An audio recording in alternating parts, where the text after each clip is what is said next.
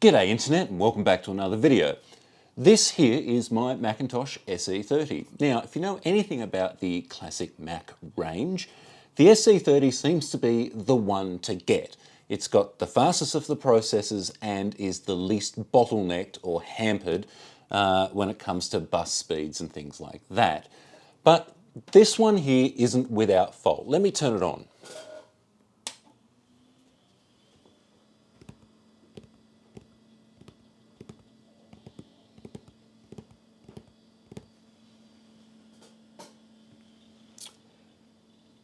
Did you notice it didn't go bong?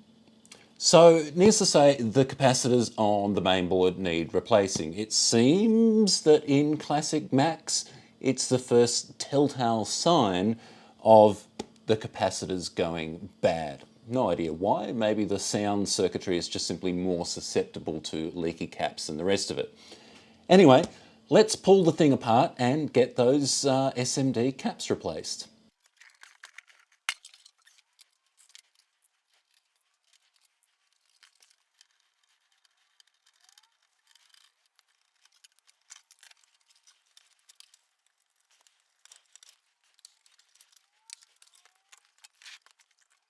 So here is our mainboard. We've got SMD caps kind of scattered all over the place.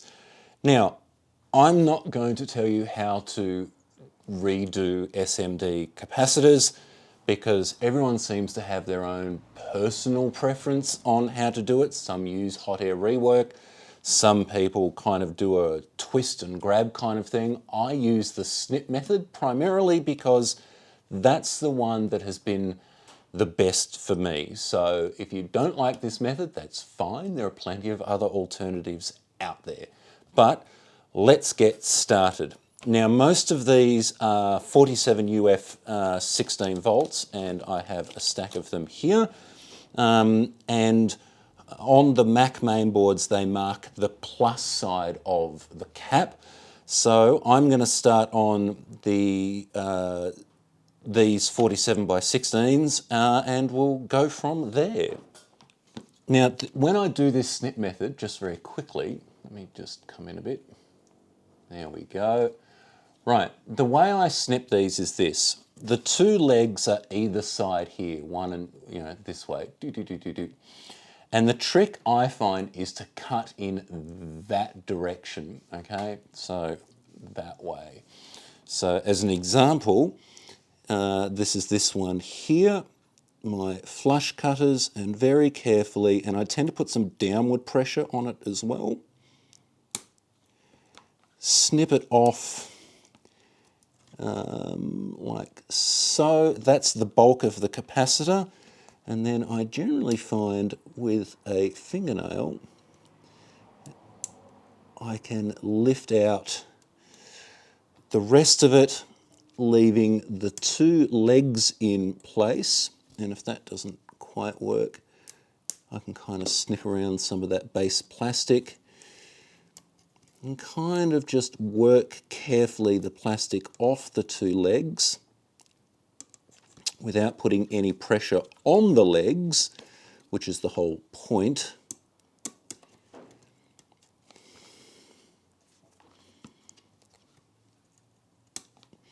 And thus drastically reducing the chances of pulling on the legs and therefore lifting pads. Let's just get the crud out of the way. And there's those. Now what I tend to do is grab a pair of stubby nose pliers and my soldering iron and very carefully heat up the solder pad.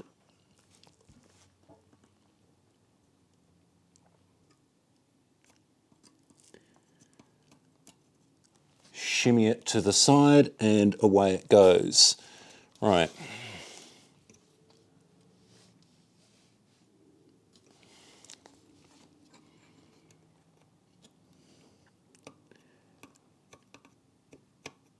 And if they want to be annoying and not get some heat in.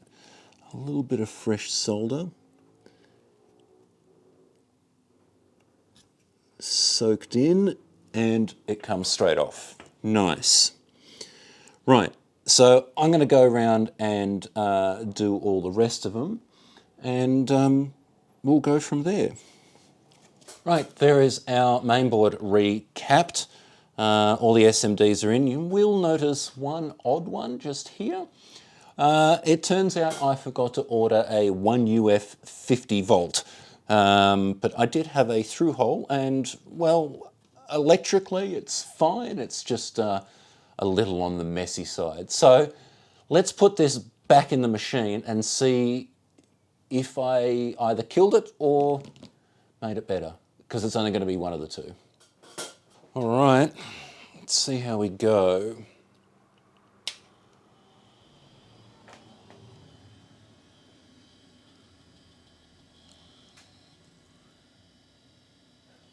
That's not good.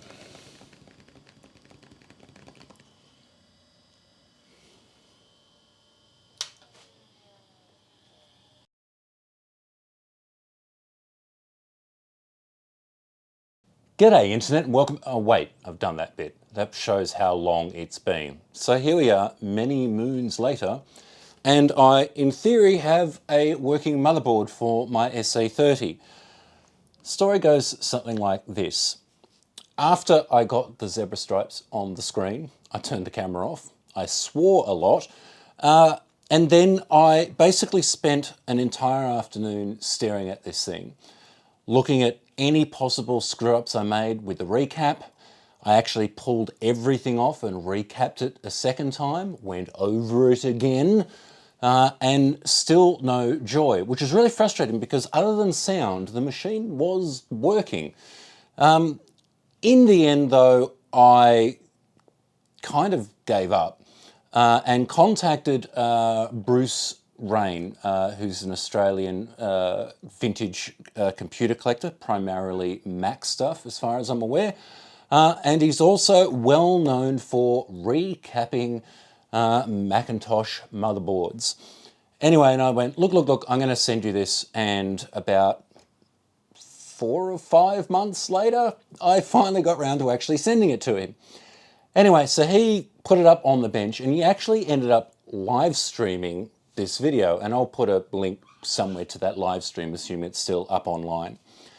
And the short version is this: there was actually nothing wrong with my recap, which is kind of nice. It's nice to know that I didn't completely screw up the recap on this board. What he did find, though, was he found a couple of tiny little solder balls which shouldn't have been there, touching some of the legs, so he carefully removed those, but that still didn't fix it. And it wasn't until he put this entire board into his large ultrasonic cleaner and ran it through that for a while and dried it all off, and it sprung to life. He gave it a thorough testing, put it back in the box and sent it back to me, and so here we are. He says he's tested it, so let's stick it back into the SE30 and take a look. Right, my long forgotten SE30. Flip it over and get our motherboard. Start by plugging the speaker in, which has had its connector replaced at some point. Right, we carefully line it up in the grooves down here. Slot it in on the grooves here and nudge it down, make sure these are in, and we're good. Okay. And my least favourite bit, power supply, floppy and SCSI for the hard drive. Right, got it. Right, in theory, we should be able to power this up and see if it works. Let's give it some power. And we have a bong.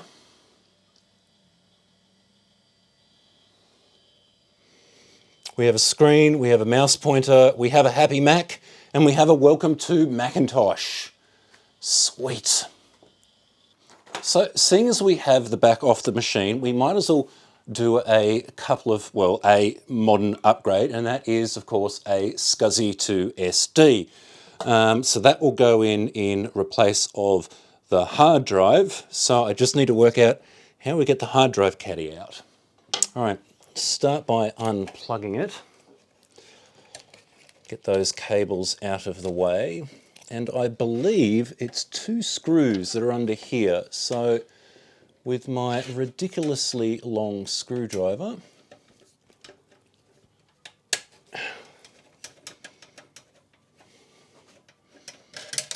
which of course dropped the screw down to the guts of it, and the other one,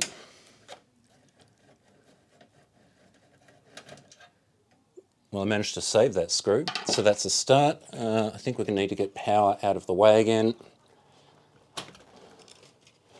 And this should, aha, come out. Nice. Okay, with the hard drive out, let's disconnect the LED. This seems to only have a couple of screws in it.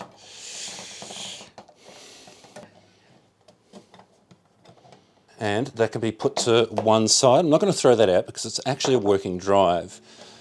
So that drive was in there like that. And if we want to keep the orientation the same, this needs to sit kind of here or here. I think I'll use the rear ones. So pull out the screws that are in this.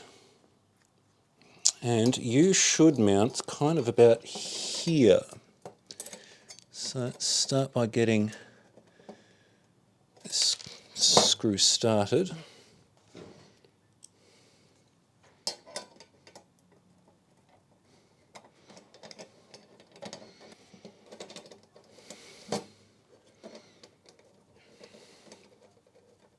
Right, that's all mounted. Now, I wonder if there's a way of hooking the LED up to this.